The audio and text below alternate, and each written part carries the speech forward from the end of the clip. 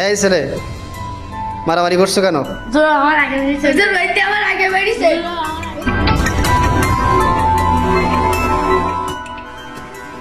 তোমরা এই যে মসজিদের মধ্যে মারামারি করতেছো, এটা কি ঠিক? মসজিদের মধ্যে আল্লাহর প্রদত্ত সুন্দর একটা ঘর, দুনিয়ার সব থেকে উত্তম এবং উৎকৃষ্ট ঘর হচ্ছে মসজিদ, উত্তম ঘর হচ্ছে মসজিদ। এই মসজিদের মধ্যে বসে বসে যদি তোমরা মারামারি করো, তাহলে আল্লাহ তো তোমাদের উপর নারাজ হয়ে যাবে। খুশি করতে, আল্লাহকে খুশি করতে এসে যদি আল্লাহকে নারাজ করে ফেলো, তাহলে কতটুকু অর্জন করে বাসায় যাবে? আর কি শিখবে আমার কাছ থেকে? আগামীকাল থেকে আর কখনো মারামারি করবে না, বুঝতে পারছো? এই ছেলে, বুঝতে পারছো? মনে থেকে জানো। বসো। জানো, নতুন হুজুর নাকি ছাত্রদের ধীরে ধীরে মারে মক্তবে। তোমার কাকিও বলতেছিল সকালবেলা। শুনলাম মেম্বার সাহেবের ছেলে নাকি মারছে। এই নিয়ে এলাকায় বিশাল তোলপাড় চলতেছে হুজুরকে নিয়ে, জানো? হ্যাঁ, আমিও শুনছি।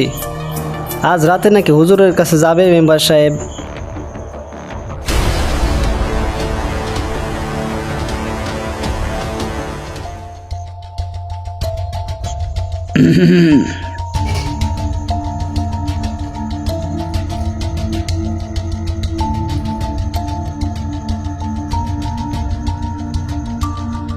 আসসালামু আলাইকুম মেম্বার সাহেব, যে বসেন বসেন বসেন।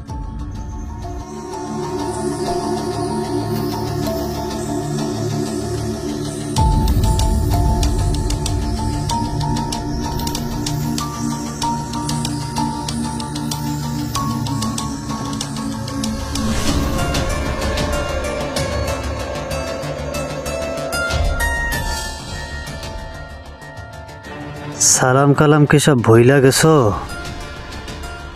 কাশি দিয়া বোঝান লাগে যে মেম্বার সাহেব আসছে। আসলে আমি দেখতে পাইনি আপনি আসছেন। কে কার ছেলে এটাও কি দেখতে পাও না?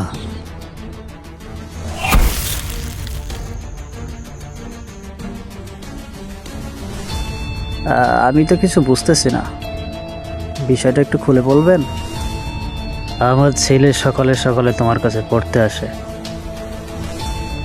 আজকে সকালে নাকি তারে ভিড়াইছো, মারতে মারতে নাকি তারে অজ্ঞান করে এলাইছো। ও আসলে ওই যে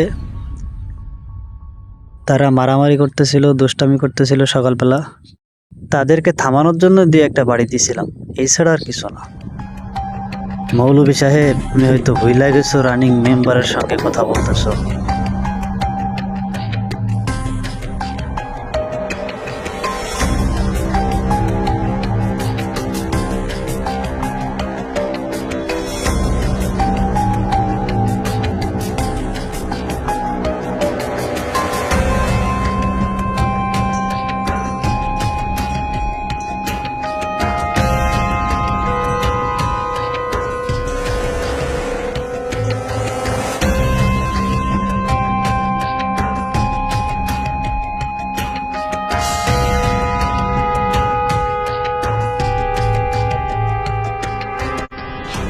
আপনি হয়তো ভুলে গেছেন যে মহল্লা নেতার সাথে আপনি কথা বলছেন। দাঁড়াও, তোমার নেতাগিরি আমি ছুটাইতেছি। আজকে রাতের ভিতরে তুমি এই মহল্লা ছেড়ে চলে যাইবা,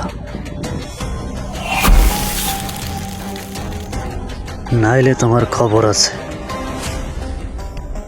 আর যদি তোমার কোনো মতে সকালে ফজরের নামাজে তোমার দেখি